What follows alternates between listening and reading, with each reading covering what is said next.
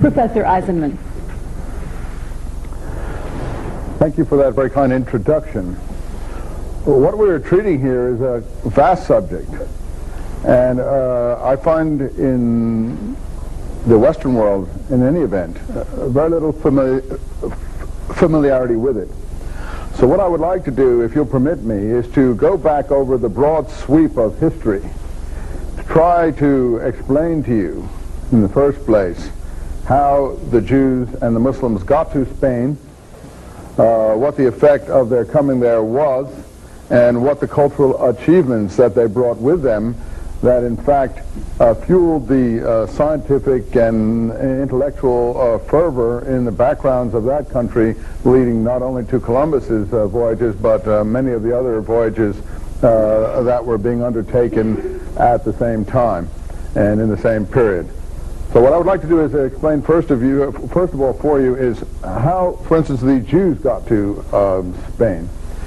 The Jews actually came to Spain at a very early time. It isn't clear whether Phoenicians and Jews can really be distinguished from each other. If you know the Bible at all, you will recall that King Solomon, the fabled builder of the temple in Jerusalem in about 1950 BC, was married to the daughter of Hiram of Tyre. Hiram of Tyre is a Phoenician. So the Jews and the Phoenicians, in fact Hiram of Tyre, helped in the construction of Solomon's temple. So the Jews and the Phoenicians were very closely connected very early on, and we know about the Phoenician commercial voyages across the Mediterranean, North Africa, and finally into Spain. And many of the early colonies that were put down by the Phoenicians in this 1000 BC period that we are talking about. So when we're speaking about, for instance, a Phoenician colony like Carthage, or some of the colonies along the southern coast of Spain, we are also probably speaking about the first Jewish penetration of Spain at the same time. So we go back to 1000 BC there. Later on, it is probable that Jewish merchants and commercial people came into Spain along with the Roman legions. So you get this pretty early Jewish penetration in Spain. Now, as far as the Muslims go, we should probably first trace how Spain was on the eve of the Muslim conquest. If you're familiar at all with Roman history, you will remember that the so-called Goths, the Visigoths, and if you think where these people came from, the Goths were a Nordic people, a Germanic people. In fact, there's a city today in Sweden named after the Goths, Gothenburg, if you've heard of it. So really you have to think of these people as northern Germanic Teutonic tribesmen of some kind. The Visigoths sacked Rome in the early 400s, among other barbarian groups, barbarians so-called by the Roman writers. But in any case, many of these groups were sent on to Spain and further on. One of the earlier groups that sacked Rome, that was sent on into Spain by the Romans. In other words, the Romans, to a certain extent, bought these groups off. They suggested or bribed them to consider that it was more propitious to move on to Spain and North Africa. One of the earlier groups were the Vandals, if you've heard of them. They sacked Rome in the late 300s. And it is the Vandals that gave their name to Islamic Spain.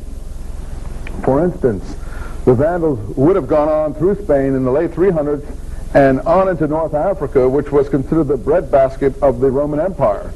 So the Vandals would have gone into North Africa, and when the Arab armies came through and they met the remnants of Vandals in Tunisia and these other areas of North Africa, the breadbasket, former breadbasket of the Roman Empire, they would have found out that the Vandals, the Undals, as they rephrased it, came from the direction of Spain. So in time, Al-Andalus became associated with Spain in their mind, and the name for Islamic Spain was Al-Andalus, as it's come into English through Spanish, Andalusia. So you see that you do have these kind of interesting side effects of the Muslim presence right from the beginning, even in the name, the classical name for Muslim Spain, and one of the most romantic names because of the music associated with it, I think, in the English vocabulary. Andalusia evokes tremendously romantic ideas of poetry and music and fabled nights in gardens where fountains flow, I think, and lovely guitar music also. In any event, the next group were the Visigoths. They were directed into Spain by the Romans, and they were not Christian at this point. Ultimately, in the late 400s and 500s, they were Christianized. And as all new converts to a certain faith, they often were more zealot or zealous than the people who converted them. So they were extremely zealous Christians in the early 600s, and along with their zeal came a good deal of intolerance. This intolerance was later to reassert itself when Spain, 900 years later, was reconquered in the process that I will tell you about called the Reconquista. And when Spain 900 years later was reconquered, the intolerant zeal of the Visigoths, who had just been converted to Christianity in the early 600s, moved into what we presently know as the Inquisition and the ultimate expulsion of both Jews and Arabs from Muslim, now in the late 1400s, at the time of Columbus's voyage, Christian Spain. So we are getting ahead of ourselves. Let's talk about this Visigoth experience then in Spain. This intolerance, where there were actually laws passed against minorities and non-Christian groups, and which made it almost difficult or impossible for them, very difficult or almost impossible to function in the society, created a lot of dissatisfaction, discontent, and so on. This paved the way for the eruption of the Muslim armies into Spain. And when the Muslim armies finally did come into Spain, the eruption was seen in terms of almost a Jewish-Muslim collaboration. For the Christian side, the Jews, to a certain extent, because of the situation they were in the 600s, had connived at the Muslim occupation, success, and presence in Spain. And in fact, the Jews certainly thrived under the Muslim occupation and presence in Spain. And that is contrary to what most people would think, because of the present day, people think that the Jews and the Muslims have some hostility or antagonism with each other. That was not the case in the Middle Ages. In the Middle Ages, as it turned out, medieval Islam was far more tolerant than the kind of Christianity that I've just outlined that was adopted by the Visigoths prior to the Muslim conquest in the 600s. Let me quickly trace where the Muslims came from so we can see how they got to Spain, and that will bring us to some of the cultural things that we need to look at in order to understand how the revival of learning affected the atmosphere for the final fruition that you are all studying in this course. The Muslims, as you know, began in Mecca in the early 600s. Muhammad's mission is 612 beginning, 622 is his flight from Mecca to Medina that marks the beginning of the Islamic community. Muhammad's death is 632. In the 630s and 40s, the Muslim armies, following his death, move up into Palestine, Syria, Egypt, Iraq, Iran, Persia, and so on. At the same time, a caliphate is formed. A caliphate is the word in Arabic for Khalifa, means successor. Caliph is the English word that approximates Khalifa. The caliphate are the successors to the prophet. Originally, there were some religious companions of Muhammad who were the caliphs from 632 to the 660 period. But at that point, owing to some internecine warfare within the Islamic community itself, the former aristocracy of Mecca reasserted itself and took over what was called their caliphate, and that was switched to Damascus. That was known as the Umayyad Caliphate. Now the Umayyad Caliphate was formerly, and this is very important to try to keep in your mind because for Spanish history it's tremendously important. I know these names might sound a bit abstruse to you, but it's extremely important to try to fix that name in your mind, because it's under the Umayyads in Spain that we get the flowering of Spanish-Arab culture. And it's important to understand how you got Umayyads in Spain. So originally, this was the cultural and religious aristocracy of the city of Mecca, where the Prophet came. Then in various struggles from 661 onwards, it reasserted itself and it moved the center of the Islamic Empire to Damascus in Syria, which now became known as the Umayyad Caliphate. Under this Umayyad Caliphate, the Arab conquering armies really took off. Armies moved eastward as far as India by 710. Armies moved westward with reverses, but still westward, fighting Berbers and others. That's where they came upon these Andals, these Vandals, these Andals, from whom they took the name Al-Andalus from. These armies moved across North Africa, and by 680 they had reached Morocco. You know, Morocco is a word that we get from the medieval usage, Moor. You know, Arabs were always called Moors. And we also have the name of the country next to Morocco, Mauritania. These names have remained. In fact, I think that the Moors are not quite what we would call Arabs. The Moors are really more native Berber people, but in time, as Arab civilization washed across North Africa and the Arab language with it, all began to be looked upon as quasi-Arabs, although there are still some differences from native Moors, Mauritania, Berbers, and what you would call Arabs from the Arabian Peninsula proper and other of the satellite areas spinning out from the Arabian Peninsula. In any event, by 680 the Arabs were in all the way across North Africa.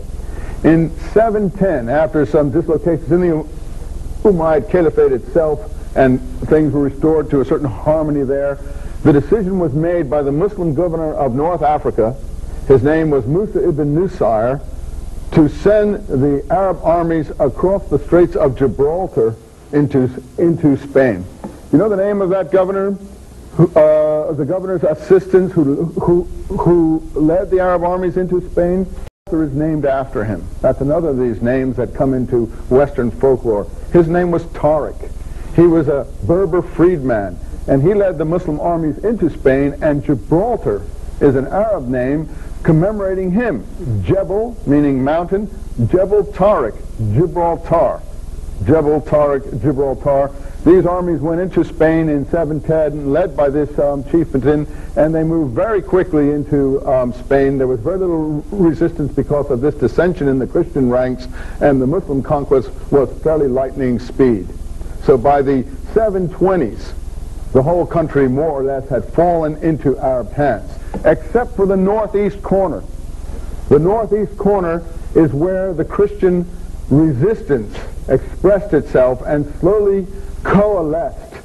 And the Reconquista, the Reconquest as it's called in Christian history, the Reconquest almost began simultaneously with the conquest. The Christian pocket in northeastern Spain, in northwestern Spain, was left there. And the Arab armies moved into the Pyrenees and on into France, along the Riviera. And if you know anything about French culture at this period, you get all the romantic songs and poems of French culture reflecting the struggle with the so-called Saracens in the Pyrenees, the Song of Roland. How many have heard of that? The Chanson du Roland, the Chanson du Geste, etc. All of these cultural remnants are glorifying this period of French arms as they resisted the Muslim conquest in the Pyrenees going into France, is reflected in some of these French cultural masterpieces. Well, the one moment that Western culture is riveted on, is 732. 732, you may have learned in your classes, is the date that Charles Martel, the father of Charlemagne, stopped the Arab armies at Tours, also called the Battle of Poitiers, in north-central France, perhaps 100 miles south of Paris. And in the Western mind, that is where the Muslim tide stopped and was ended. In fact, the very famous British historian Gibbon, who wrote The Decline and Fall of the Roman Empire, said at one point in one of his works, in a in a maybe an excess of romantic energy, he said that had the brave Frankish knights not stopped the Saracen hordes at Tours, then the sound of the minaret would today be sounding from Oxford spires. That is a little bit of an exaggeration. I think what happened to the Islamic expansion, and don't forget, we have an expansion here, and the Prophet died in 632, as I told you. In the space of 100 years, the Muslim armies moved as far west as Tours in France and as far east as India. And most of this was under the Umayyad Caliphate in Damascus. Most was achieved under the Umayyad Caliphate in Damascus that I just mentioned to you. I think what you really had there was an advanced reconnaissance movement. You see, the problem with the Arab Empire at this point is it was too large. It had expanded too fast, and it really didn't have the infrastructure to survive. As soon as it had reached its maximum, it began to implode. It began to implode and fall in on itself, because in order to sustain an empire of that grandeur and that magnitude, you really need the logistics, the roads, the infrastructure, the communications. None of that was really present. But you might be, before I get into the cultural area of what I want to talk about, I want to give you a few more historical anecdotes, because I think this is a fascinating history that most people are unaware of. You might be interested to know that Arabs not only moved into the Riviera area, and Arabs who were originally desert tribesmen took very well to the sea and became buccaneers and pirates, the sea being very much like a desert, and the same sorts of military tactics can apply to sea warfare as desert warfare.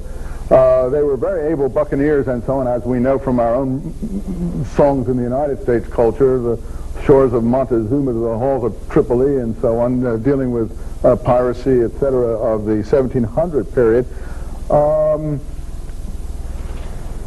They also moved into the Alps. There was a Belgian historian, Henri Pirenne, who wrote a book called Muhammad and Charlemagne, where he laid out his thesis that it was the Arab control of basically the Arab Sea. The Arabs made of the Mediterranean an Arab lake. They controlled all the islands, Majorca, Sardinia, Sicily, Crete, and so on. They had Spain. And basically the Mediterranean became an Arab lake. Southern European culture in a Western sense ceased. And even because of the control of certain passes in the Alps, there are Arab place names in the Alps, if you look. In the 800s, 900-year period, Pirenne's thesis was that this shifted the axis of Western civilization northward. And that whereas before Europe was dominated by the southern part of its culture and its framework, after the Arabs made of the Mediterranean a mammoth lake, the center of European civilization, he being a Belgian, wanted to think about how Belgium became important, shifted northwards, and this was represented in his mind by Charlemagne. So Northern Europe became, in his mind, the result of this Arab conquest that took over parts of Spain and the whole of the Mediterranean, etc., etc. There's some substance to his thesis, and if you look at it, Europe has never shifted since. Most of the strength and economic development and power of Europe has remained in the northern areas: France, Germany, the Low Countries, England, and so on. Where Spain is concerned, the pattern really doesn't hold so well. One last story, and that is, how did the Umayyad Caliphate shift to Spain? How did we get Umayyads, who had begun in Mecca, ended up in Damascus, finally coming to Cordoba in Spain? That is a tale of immense romanticism. The Umayyads were ultimately overthrown by another dynasty in the east called the Abbasids that took power in Baghdad. It was under the Abbasid that the Arab cultural achievements developed. And we'll talk about those Arab cultural achievements that moved to Spain, that formed the background of the Western cultural achievements that resulted in the Columbus voyages, in a moment. But in any event, this Abbasid Caliphate moved the capital from Damascus to Baghdad, and in the process extirpated all the Umayyads. who they blamed for being not good Muslims. The Umayyads were really Arab kings, not religious-minded Muslims in the exact sense of the word, and many religious-minded Muslims were disaffected and held this against them. So when the final reckoning came in 749, all the Umayyads were exterminated, and their graves were uprooted in Damascus. The whole was wiped out, except for one boy. His name was Abdurrahman, and he became known as Abdurrahman I. He was a teenager. The story goes that he and his freedman, Badr, were escaping across the Euphrates from the Abbasid police. He had his little brother with him, and they swam across the Euphrates River, but his little brother couldn't make it. And he watched the Abbasid police slaughter his brother on the opposite side of the river. Because his mother had been a Berber, a North African, he was smuggled across North Africa. Because the Arab tribesmen who had now settled in Spain in vast numbers, in fact, in the settlement of Spain by Arabs, you can find where a given Arab community settled. Arabs from Jordan or Transjordan, for instance, would settle in one Spanish city. Arabs from Syria in another. Arabs from the Medina area in a third city. Cities in Spain became known by the locale from where their Arab tribesmen came from. And these Arab tribesmen brought with them some of the old Arab feuds into Spain. The famous old feud was the Qais-Kalb feud. And this laid the foundation for the struggles between the different Arab cities there and the introduction of the Umayyad dynasty into Spain. When the Abbasids took over in Baghdad, the tribesmen in Spain were totally disaffected. And in 755, this Abdurrahman, now a young man, was introduced into the Arab tribesmen in Spain, and the Umayyad Caliphate resurrected itself in Spain. And the tribesmen rallied to him, and the Caliphate set down its capital at Cordoba. Cordoba is in southern Spain. The great Mosque of Cordoba, as you may know, is a tremendous architectural achievement. It's now the Christian cathedral of Cordoba. In any event, the Umayyads ruled in Spain for another 300 years. So whereas they only ruled in Damascus for 80, they ruled in Spain for 300. And this was the cultural flowering of Islamic civilization in Spain under the Umayyads. Most of their flowering was in this southern area. Quickly review the Reconquista before we get to the movement of the culture from Baghdad into Spain. If you know about the Reconquista, by 1085, the Reconquista that started in northwest Spain had reached half point.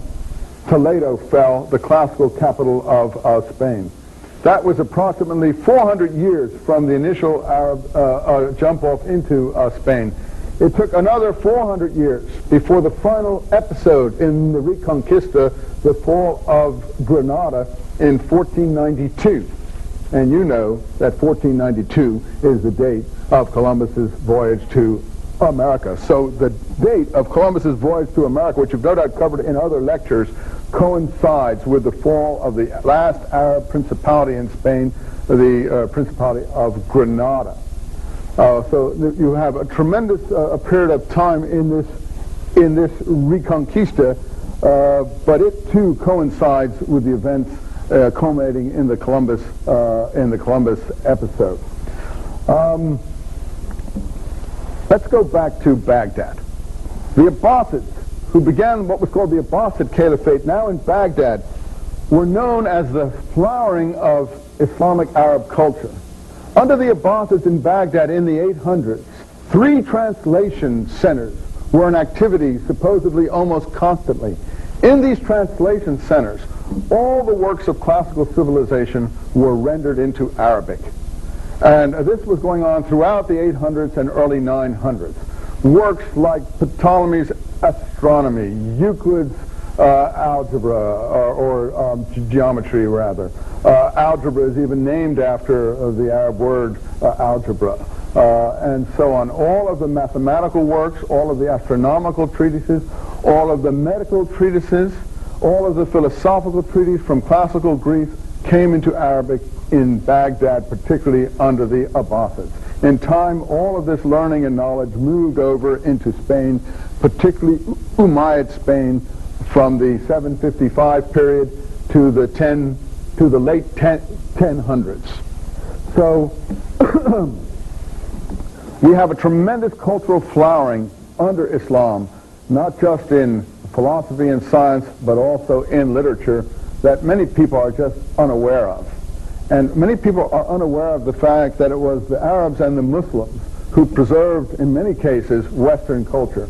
Certainly in the Byzantine Empire and in the Alexandria Library previously, some of these works had flourished. But in Christendom as we know it, a lot of this sort of activity and speculation was not encouraged and often discouraged. If it existed at all, it was perhaps in a monastic library someplace, but not used to any extent. Whereas on the Arab side, the Arabs became totally enamored of Aristotle and Plato. They were translated into Arabic and they influenced Arabic thought, so that a whole group of Arab philosophers developed out of this translation activity, first in the Baghdad area, later on in Spain. Now, I could give you some of the names because they are so famous. I'll just run through a couple of the names so you know where this movement went. The first one was called Al-Kindi in the late 700s, Al-Farabi in the 900s. These are Platonic Aristotelian type Arab philosophers who are applying Platonic Aristotelian thought to Islamic religious ideas. In fact, it is the original scholastic synthesis.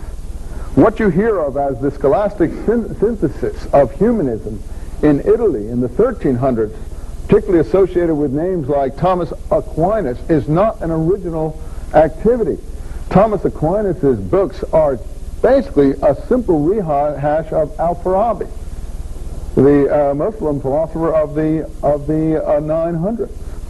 And if you know Dante's work in the late 12th, early 1300s from Italy, the classical Italian poet, you will know that in his hell he reserved a space for enlightened people. In that enlightened people placed within hell, the inferno, he placed many of these Arab writers and philosophers that he himself had become acquainted with, including someone we're going to hear about momentarily, Averroes. Averroes in Arabic, Ibn Rushd. In any case, the line of philosophers, so you see, in Italy, even in the 1300s, these works were being translated and known and moving from Arabic into Latin, and I'll explain how that happened.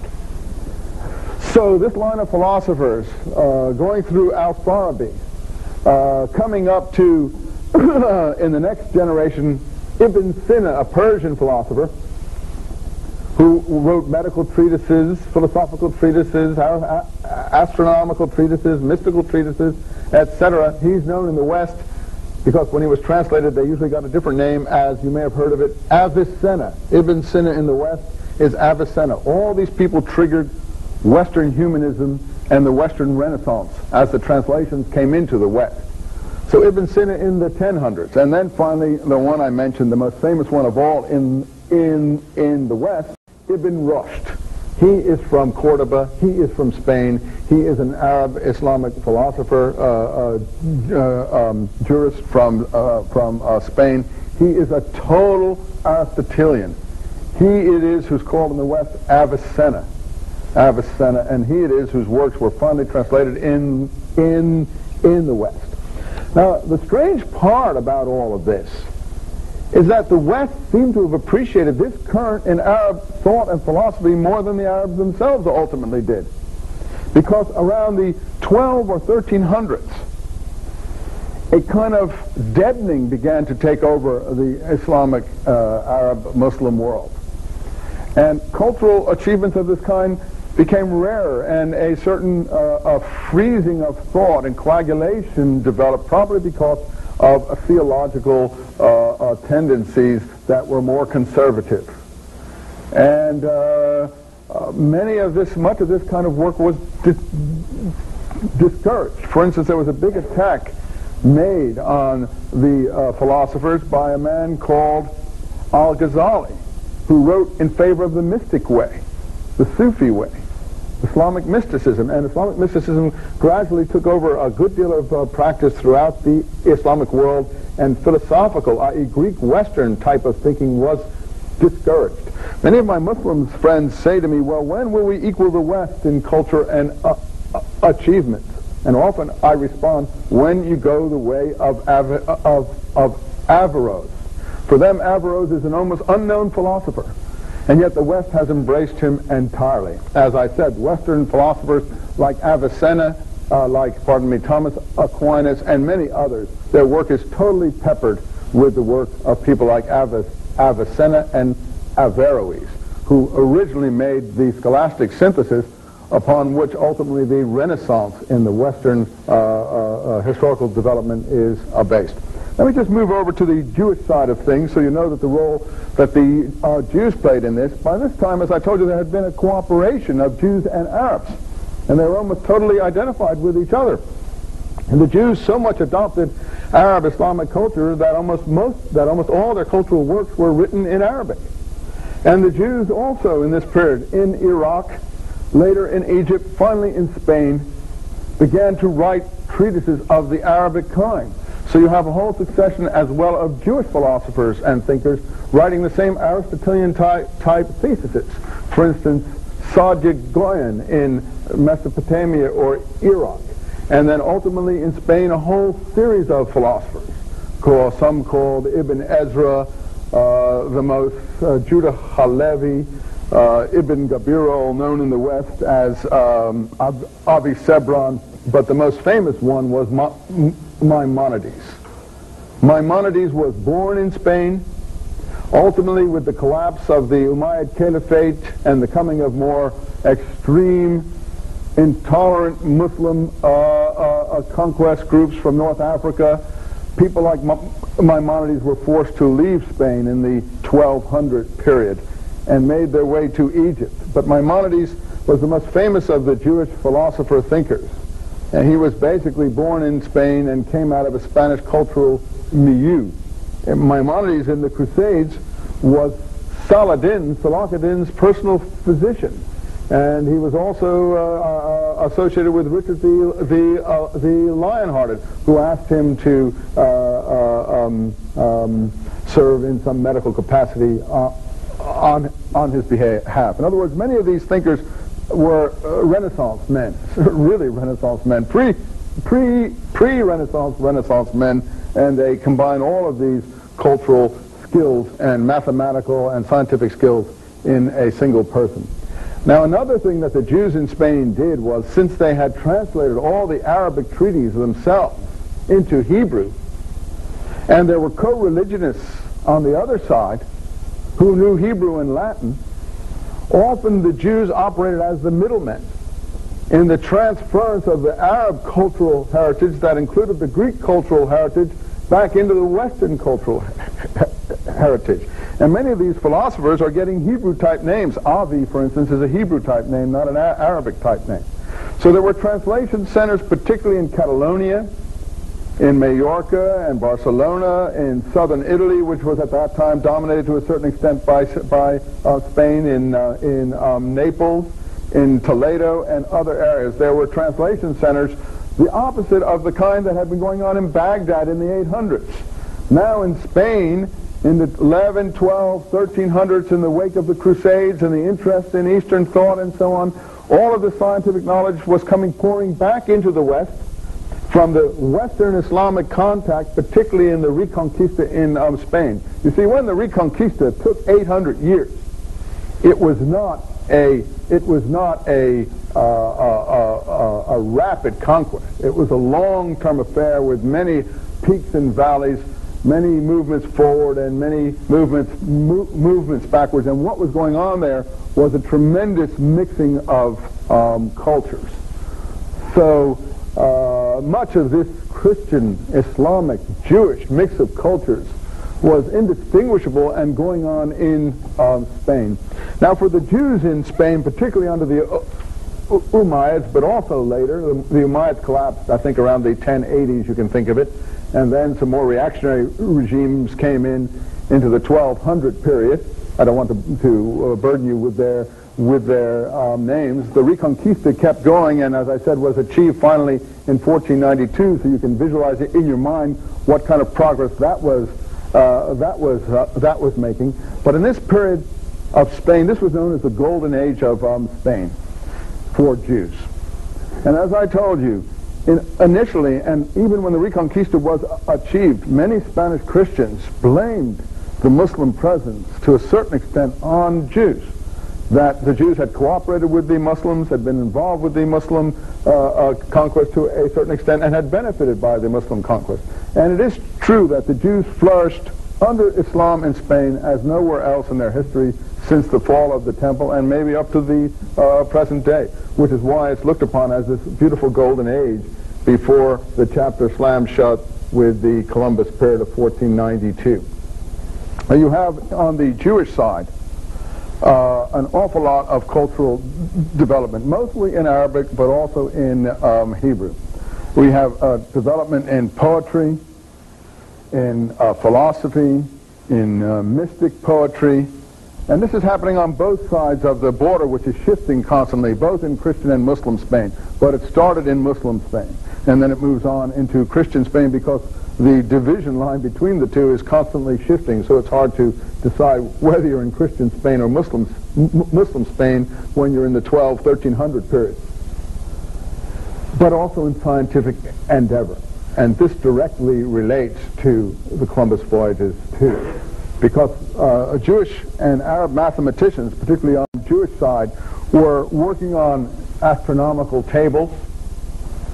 The quadrant, for instance, was developed by a very famous, was further developed by a very famous Jewish philosopher in Muslim Spain called Ibn Ezra. You have the quadrant being worked on. You had this astrolabe, which made long sea voyages possible, being developed until it reached its zenith of development under a Jewish philosopher writer in Barcelona and in Majorca called, what was his name now? Zacuto, Abraham Zacuto. And he is someone who both Columbus and Vasco da Gama consulted. So these people were inventing and perfecting scientific instruments that were later being used in the voyages. So Abraham Zacuto is probably the most famous name, but there's a whole series of these people in the 1300s and 1400s.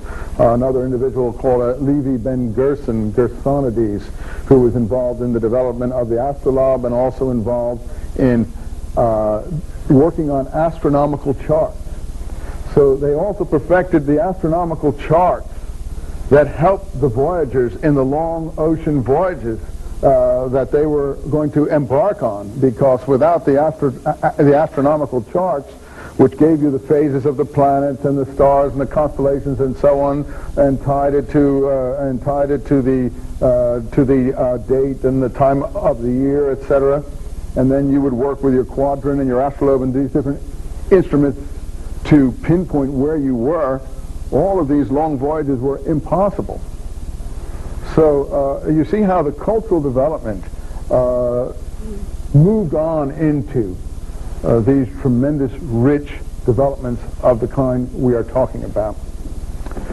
It's an interesting episode that's told about some of these charts, Abraham Zacuto's charts, which in fact Columbus was using, that they were so precise. Now I don't know whether this is apocrypha or whether this is actually real, but they were so useful and so precise that at one point when Columbus was on one of his voyages and he was in some physical danger, he was able to frighten the local inhabitants by predicting a lunar eclipse of some kind. This sounds a bit apocryphal, but he supposedly was able to, on the basis of his charts, the very charts that these philosophers and thinkers were developing, he was able to predict an eclipse of some kind, and therefore threaten the local inhabitants that if they didn't stand down,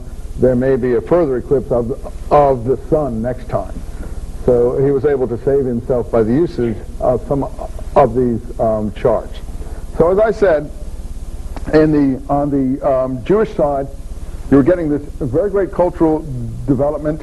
This cultural development moved into and developed from the translation from Arabic through Hebrew into Latin, and then the scientific knowledge that moved from Arabic either directly into Latin in some cases, but usually through Hebrew into Latin, was the kind of knowledge that fertilized the beginning of the Renaissance and the beginning of a new outlook in the West, where people were thinking in this way.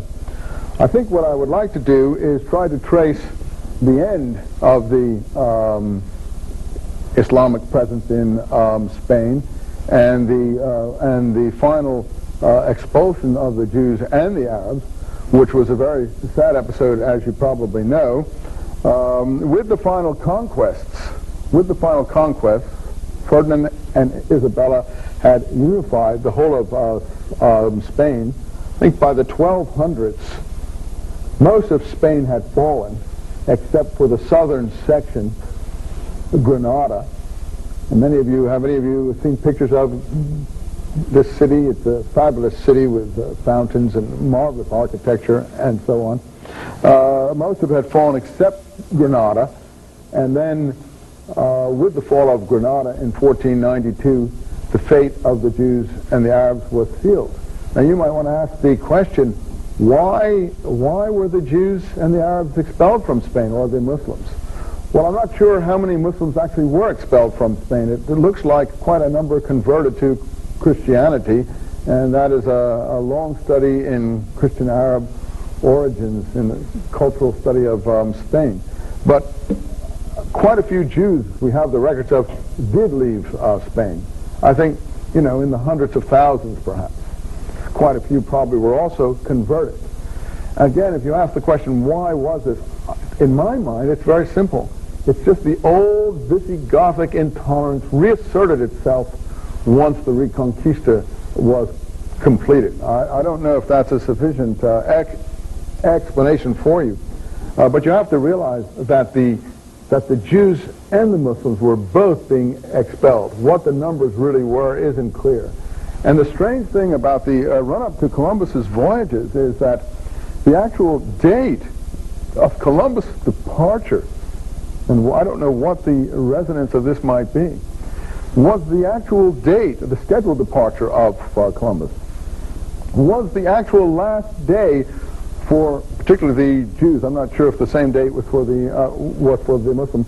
Particularly the Jews was the last date for them to leave Spain. Now you can say, well, how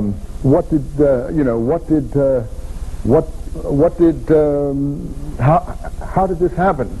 I mean, you didn't just leave overnight. I think they had a 3-month waiting period. But the date of Columbus's departure was the end of that 3-month, preparation waiting period. And Columbus is said to have noted in his diaries some of these ships in the harbor here leaving. Now, there were also Jewish people who seemed to be involved to a certain extent in Columbus's voyages, as you may know, and some of the people who were behind the financing in the Spanish court were of Marrano background. Marrano, do you know what that means, Marrano? Marrano were people who were converted to Christianity, but had not yet completed that conversion in their souls, and were keeping the Jewish practices in a private way. So you had some Marrano people who were cooperating and backing these voyages with their financing. And many people have said, was Columbus himself, or suggested, was he himself a secret Jew, or what was he of a Jewish background? This is something that has been debated, and I am not able to add further light to the subject. I can only say that it has been suggested. Some have accepted it, some have rejected it. His origins in general are very obscure, and a lot of it has been said that Colon was a known Marrano Jewish name among some people, but that's as far as the speculation has gone. I mean, Columbus himself, by his own diary, shows himself to be an extremely Christian-minded person. So the question is whether he's committed completely in his soul, or whether this is just an intellectual facade that he has kept up, whether a facade or a complete commitment, he certainly acted along those lines. So I don't really think that we can go very far with the idea of the Jewish complete background of Columbus. But certainly the timing of the voyage seems to be really coincidental in terms of the kinds of things that we have seen happening here. Keeping on the Jewish tax there, what were the Jews seeking? Well, many, in trying to answer this question for the financing, the answer to the question, I think, would be quite simple. They may have been interested in financing this for business purposes, but in fact they may have been seeking refuge somewhere. And it has been speculated that these sorts of voyages and the backing and being interested in voyages of this kind were directly connected to the situation of being expelled from Spain. So this is something you'll have to think about yourselves, whether you think there is a connection. There's no direct evidence that can pinpoint that Jewish people or Marrano-Jewish people were involved not only in the cruise but in the financing of these kinds of voyages in order to find themselves a future sheltering place, which in fact happened to some of them, or whether this is just mythology. That's something that you will have to speculate about yourself. I'm not able to enter into the mindset of most of these people. So I think, to sum up, I think we can give the conclusions of what happened to the Jewish-Muslim presence in these areas. As far as the Muslim side of things, Muslim life really came to an end in Spain, and this tremendous flowering that we saw there, leading up to people like, as I said, Averroes, Ibn Rushd, another great Muslim sociological thinker, Ibn Khaldun. He too was set in motion by these events and ended up not in Spain but in Egypt and Syria, and working for the Mongols, of all people, in the late 1400s. So great Muslim thinkers also were set adrift by this Reconquista process in Spain. Great Jewish thinkers, too, as I said, were set adrift. Many went to Cairo. A lot of them even, or some were reputed to have ended up in Jerusalem itself. This very famous Spanish Arab Jewish poet called Yehuda Halevi, the mythology, who wrote in Arabic, wrote his philosophical treatises in Arabic, wrote some of his poetry in Arabic. It is said that he too was on his way to Jerusalem. This was in the 1100s, in the dislocations earlier, when he met his death in an unknown manner. Even this individual, Abraham Zakuta, whom I mentioned to you, the one who was involved in the astrolabe, the one who perfected a metal astrolabe, the one who was involved in the charts and the scientific charts of the astronomical tables and so on that were used by the navigators. Even this individual originally left in 1492. In 1497, the Jews were expelled from Portugal. He had gone to Portugal and had taken part in the navigational activities in Portugal for 5 years. Then he ended up adrift in North Africa, and the stories go, and I don't know if it is true or not, he ended up in Jerusalem also.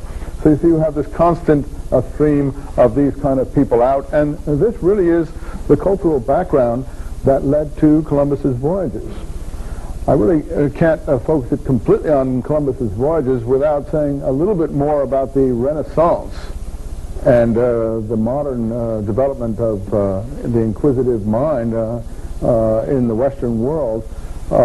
As you know, you have the developments under, which I already mentioned, in the humanistic period in Italy, embodying themselves with Aquinas and Dante and others of that mind. But it was the movement of these texts also into Italy that slowly evolved into what we call the Renaissance mind. So really, this translation process that started in Baghdad in the 800s, went on into Spain in the 12 and 1300s, on into Italy thereafter, really did in a unique way trigger what we call Western civilization and Western culture.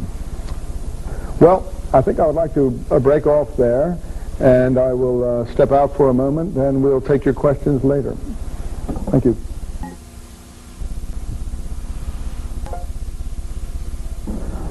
If any of you have any questions, I'd like to take them now. Yes. I wanted to ask you, where did you say most of the Moors came from, the Arabs that went into? Well, I'm glad you bring me back to that question, talking about Arabs and Moors. Remember, we distinguish between Arabs and Moors. Well, the Arabs, the center of Arab culture and civilization is what we call the Arabian Peninsula. And there are other Arabs that branch out from that in Palestine, Syria, Iraq, Egypt, and so on. But that would really be the Arab area, and it's defined by language. Some people ask, what is an Arab? Well, it really isn't a genealogical definition. It can become that. Because you see, even Arabs acknowledge that there are Christian Arabs, or even they say there are Jewish Arabs. As far as they're concerned, I think what an Arab is on the whole someone who speaks Arabic. It's the best definition you can have is someone who speaks American English, ultimately. You know, even if you're not a daughter of the American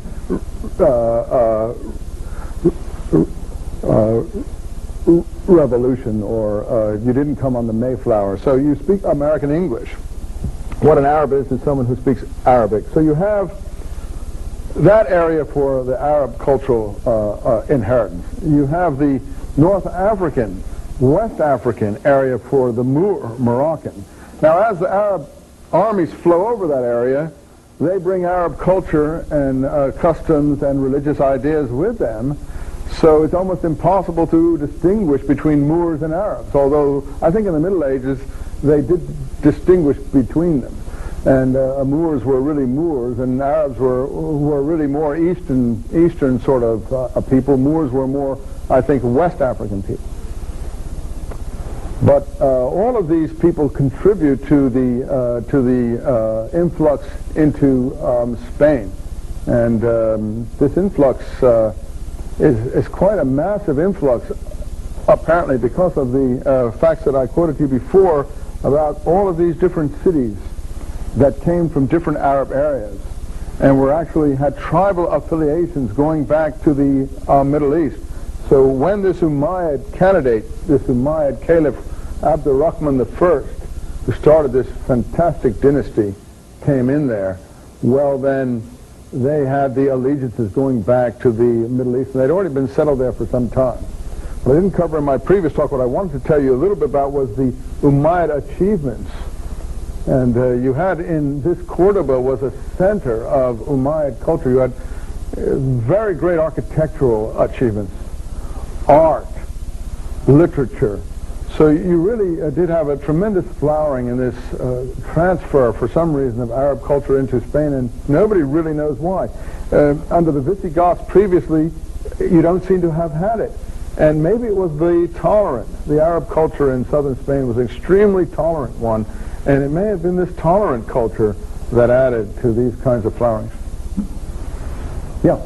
I had a question as far as the Jewish area was concerned. Why? I understand when they, in 1492, when the Muslims were expelled, but I'm still unsure of exactly why the Jews were, and then later in 1497 when they were expelled from Portugal. Oh, were they feeling some kind of religious threat or something? The Jews were the original ones expelled. I think the Muslims were really expelled kind of like an afterthought. I don't think the Muslims were, as I say, I don't really want to think that the Inquisition, I think, was more directed against Jews than Muslims, because for whatever reason, and it's not an insult or a compliment, more Muslims seem to have been absorbed into the Spanish polity. A lot of Jews were too, but the Muslims don't seem to have left in the kind of numbers that the Jews did. The expulsion was directed against Jews and Muslims together, but if you converted, you could stay. And I think on the whole, superficially, a good deal of the population of the agricultural population was prepared to stay, and they would be Muslim husbandmen, villagers, and so on. I don't think you got vast groups of villagers leaving. You might also say that the Jews were more capable of leaving, since they did come from an international community, in the sense that they had co-religionists in all cities along North Africa, in Egypt, in other places in the Mediterranean and elsewhere. They could maybe make the connections that made it possible for them to leave. You know, many of the Jews who left Spain went to the Balkans, of all places, because the Turks had recently conquered Constantinople in 1453. And they threw open, whereas the walls of Spain were closed, the walls of the Ottoman Empire were open. And many of these Jews went and settled originally in Constantinople or Istanbul, and then spread out into different Balkan cities. And the Greek city, that you may have heard of, Saloniki, was very largely a Jewish city, with Jewish longshoremen and everything. And they spoke a kind of strange Judeo-Arabic tongue, a Judeo-Spanish tongue. And the Jews called it Ladino. They spoke the tongue of Spain in the Balkans for many centuries. That community, by the way, was more or less wiped out under Hitler in the last century. But they spoke this Ladino. So I think a lot of the Jews did go to these other areas. You ask about Portugal. Well, the Spanish regulations were not applied in Portugal until 1497 for some reason. And then the regulations that had been applied in Spain also were applied in Portugal. So that 5-year lapse was the reason for what the reason for that 5-year lapse was only because Portugal was still an open country. And 5 years later, the expulsions, for some reason, I don't know what the political manipulations or negotiations were that brought that about, but Portugal also was closed. I would like to add one thing about the Inquisition. You know, the Inquisition was a way of ferreting out people who were not true Christians. People who had, it wasn't really a way of punishing outsiders, it was a way of punishing or looking into people who were superficial Christians but had not really become Christian and had not taken Christianity to their heart. And that's why you have the tortures and all the other things associated with it. If a person would recant and so on, you could probably survive the Inquisition to a certain extent, but extensive questions and that kind of thing were given to people, and the examinations were quite thorough and quite often quite brutal. But the Inquisition was part and parcel of the expulsion, because the Inquisition was aimed at getting at people who hadn't left, who either should have left, or who had falsely converted, or who had sympathies of a kind that were not tolerated to the official authorities.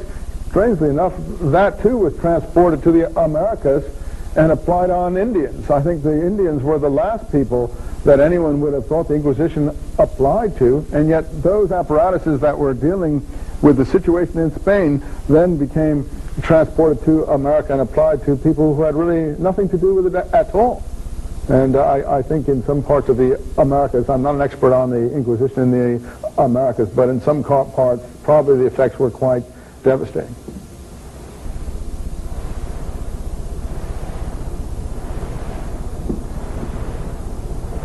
Anyone else? Okay. Well, I appreciate your attendance, and I hope that you continue your studies in a rich manner. Thank you. Statement that you brought up, or the thesis of Henri Pirenne about the way in which Arab culture moved through Europe and the devastating consequences, in a sense, for Southern Europe that forever lost its hegemony in the Mediterranean. Southern Europe has never recovered. In fact, that is what's so interesting about the Pirenne thesis. He may not be completely right. No one is always completely right. But what's so fascinating is that he did pinpoint the reason, I think, for the decline of Southern European culture, hegemony, and dominance. Because before that, all we ever heard about Europe was Italian culture, Greek culture, Spanish culture, and anything north of the Alps was unheard of. And what he does is he shows that not only was did the Arabs turn the Mediterranean into an Arab lake by the sea activity.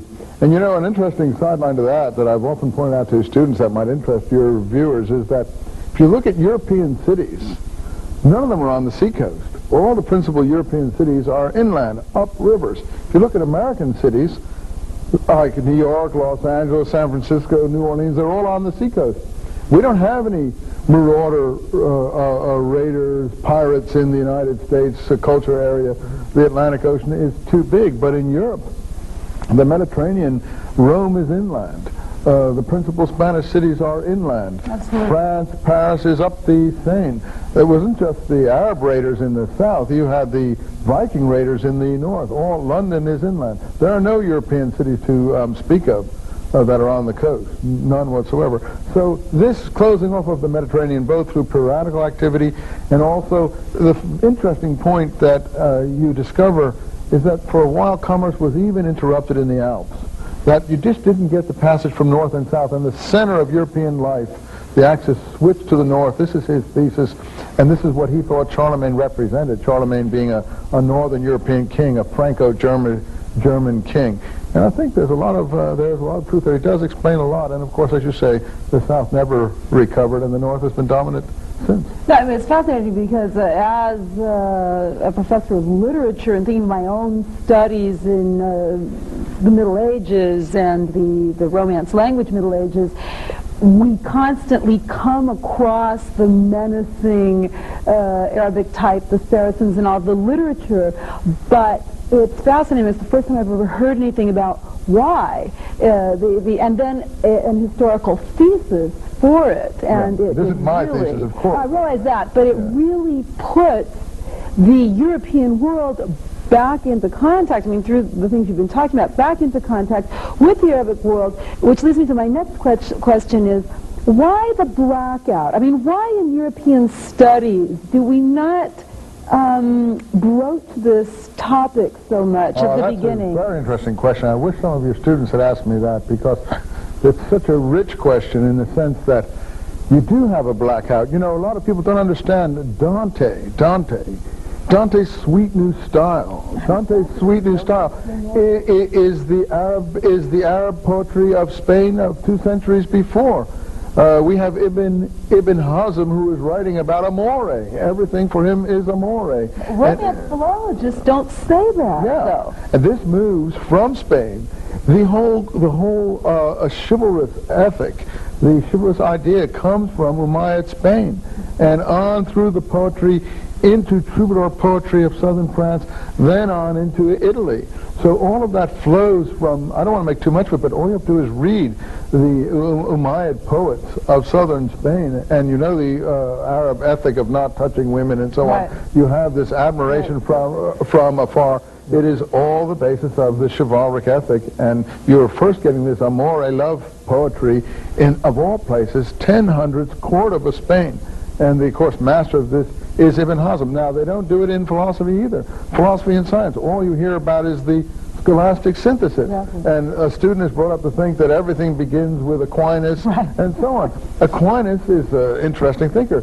But I have to be frank, there is nothing original in Aquinas' work.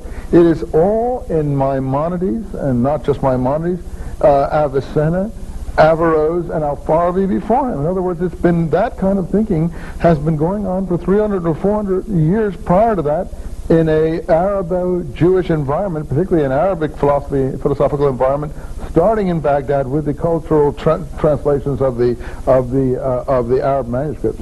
You know, another interesting thing, just in taking Arabic civilization, and I sketch the history very, very fast, but these little anecdotes are illustrative. The Mamluks. It is really a word in Arabic, to be owned by the state, to be possessed by the states. The Mamluks stopped the Mongols in Palestine, which is why Arab civilization switched to Egypt. All of the Arab world on the other side of that, in Iraq and Syria, were devastated, and they never recovered. But the Mamluks were the group that stopped the Mongols in Palestine, a very famous battle in the late 1250s. they were brought up on Platonic philosophy. It is quite likely that the whole Mamluk idea of a slave class that becomes the leader and the warriors is based on Plato's Republic. All this is part of the movement of Greek ideas into Arabic. It's very curious. I'd like to go back to that earlier thesis about the earlier idea about European culture shifting north with the closing off of the Mediterranean. With the closing off of the Mediterranean. If I were a young fellow about to do a PhD in history, I would certainly like to look into this area, but I would like to bring a series of questions to it. And one is, does this shift jibe with the development of commercial agriculture and later the industrial and later the development of commerce? Does it jibe with Protestantism, with the schism between? I'm sure all of it could be linked in. I mean, I haven't thought in those terms, but that's where your young researchers could move the Perrin thesis. And I don't know what young Belgian or European scholars have done with that. After all, Perrin was a Belgian nationalist, and he wanted to show why, after all, Brussels is the center of the common market today, you know. And I would particularly want to deal with this idea from the point of view of, is Europe rejecting the possibility of a multicultural Europe in the Mediterranean and moving in the direction of a type of cultural purity that then can be located in the north where there is? I think at this time that happened, yes. I think at this time the Charlemagne ethic, you know, united Germanic and Franco groups. It was a Franco-German, that's what was called the Holy Roman Empire. Yeah. I think Perrin is very good on the question of Charlemagne. You know, Charlemagne actually had physical contacts with the Caliph of Baghdad. There were deputations exchanged with Harun al-Rashid, the fabulous Caliph of Baghdad of the 800 period, about whom the Arabian Nights is written. There are deputations back and forth. They were both very much aware of themselves. The point I wanted to bring up that is interesting again for your students and viewers, that is to show how deep this Franco-German idea got into the Arab mind. Today, even today, foreigners are called throughout the Arab world Frangies. That is Franks, Frankies, Frenchies. Because of this whole thing that the Franks, the Charlemagne and thereafter, and then the Norman Knights, who were part of the Crusades, the Norman Knights first take England in 1066, then Toledo, 1085, Jerusalem, the First Crusade, 1099, all of that were Norman endeavors. You have a tremendous Norman expansion. They have all these as Frenchies, as Francos, as Franks, Frangies, and today the word for foreigner in the Arab world is Frangi. An American who goes to the Arab world, you're just a Frangi. So do we find this in their literature as well? Frangies? I mean the whole literature of the enemy. Oh yeah, sure. They have literature from the Crusades on the other side, which portrays the Crusaders as brutes, as uncivilized, ill-mannered, vulgar and brutal animals. And yes, the antagonism is there, and the contempt, the cultural contempt. Because at that time, I think the Eastern culture and the Arab culture, both in the Middle East and in Spain, was on a higher, at least more delicate level. What happened? Because I think the Germanic, French, knight, bastion, noble, baron sort of culture was quite rough and crude, and that's been portrayed in movies and literature. But they saw themselves on a much higher level, and I think what happened is that this freeze did occur around 1200 in the Arab Muslim world. Of course, the Muslims would not want to admit that. I don't want to hurt anyone's feelings on that regard, but there was a certain decision to stop moving forward culturally and to follow other ways, mystic ways, which is fun or interesting for individual spiritual fulfillment, but doesn't do much for scientific achievement. And I really do think, had the Muslims decided to go the way of Averroes, then we really might have had, minarets in the Oxford spires. Let me ask you another historical question. You brought up a very interesting point with the intolerance of the Visigoths. Very intolerant. Just where did they come from, and where does this particular intolerance stem from within this group? I don't know. I mean, I don't blame them personally. They were newly created by probably very zealous, clerical, monkish type people, And so I don't want to blame these poor tribesmen for this intolerance. The only explanation I was able to give, like that all new converts, they tend to lack the sort of traditional, sort of more easygoing attitude towards the religion and culture that they're adopting. And they seem to be extremely zealous. And maybe when you have a teacher and you're a new convert, you're more prepared to do what that zealous teacher wants you to do than if you have your own cultural flexibility. Like if you come from Mexico, let's say, you're used to many different cultures. There's a certain cultural flexibility there. You're not going to be taken in by some new zealous movement to be totally intolerant. It's going to take much more than that. But a new tribe, like these Visigoths, who became the nobles, you see, in Europe you have basically a Germanic nobility. You always have for a long period of time, not just from the Charlemagne period, but also in Spain.